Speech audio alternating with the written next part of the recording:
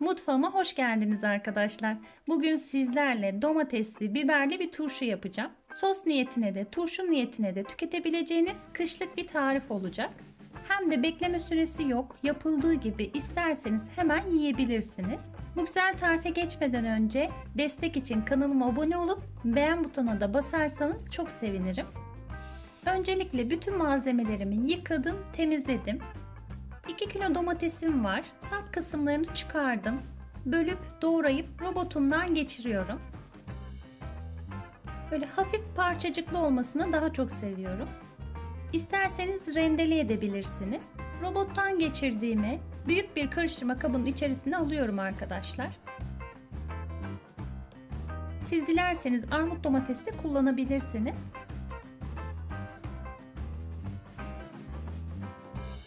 ...5-6 adet kırmızı biberim var. Çekirdeklerini çıkardım. Aynı domatesler gibi robottan geçiriyorum. Bunları da domateslerin üzerine ekliyorum. Her yeni ürünü eklediğinizde karıştırın ki malzemeler birbiriyle özdeşleşsin.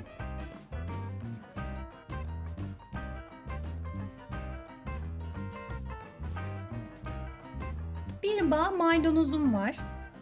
Saplarıyla birlikte robottan geçireceğim. Malum yeşillikler tam parçalanmıyor. Açıp karıştırıp tekrar geçirin. Büyük kalmasın.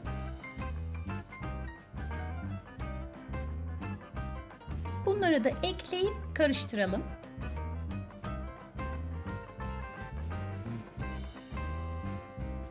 Gelelim sarımsaklarımıza.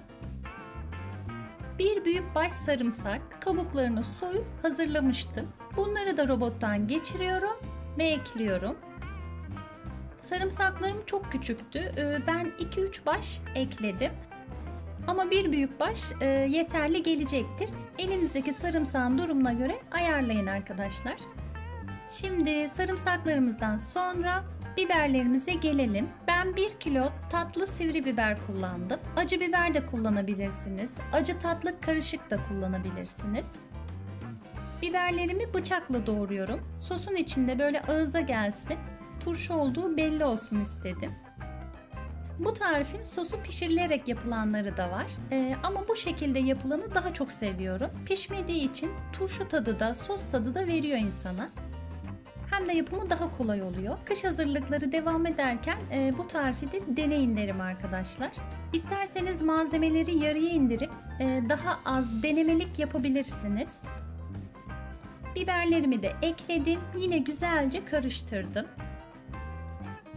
Şimdi 1 su bardağı 200 milimlik zeytinyağı ekledim. Siz sıvı yağ da ekleyebilirsiniz ama zeytinyağının koruyuculuğu daha yüksek olduğu için kış hazırlıklarında zeytinyağını tercih ediyorum.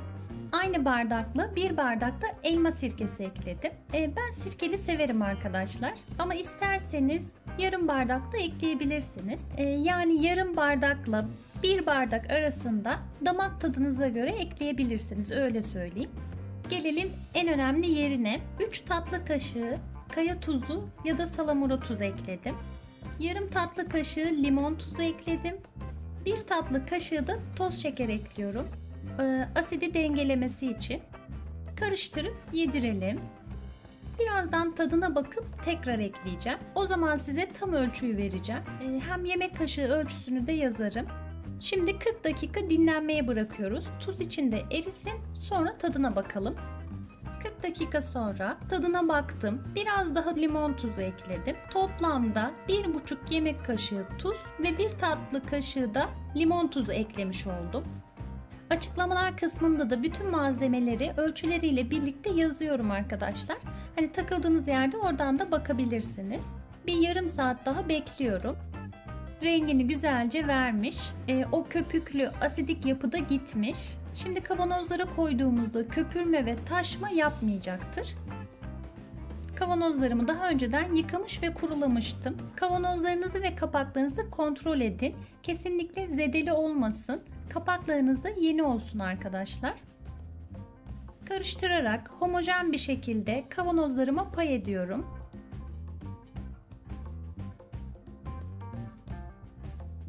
Kapakları 2 geri 1 ileri yöntemiyle sıkıca kapatıyorum.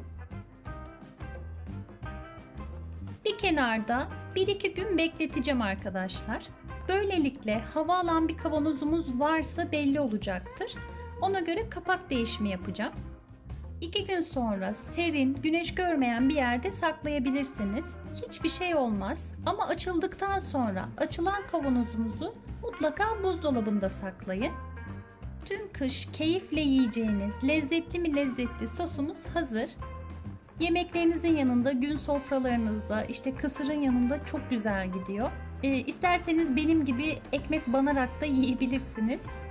Deneyeceklere şimdiden afiyet olsun arkadaşlar. İzlediğiniz için çok teşekkür ederim. Destek için de kanalıma abone olup beğen butonuna basarsanız çok sevinirim. Diğer videolarda görüşmek üzere, hoşça kalın.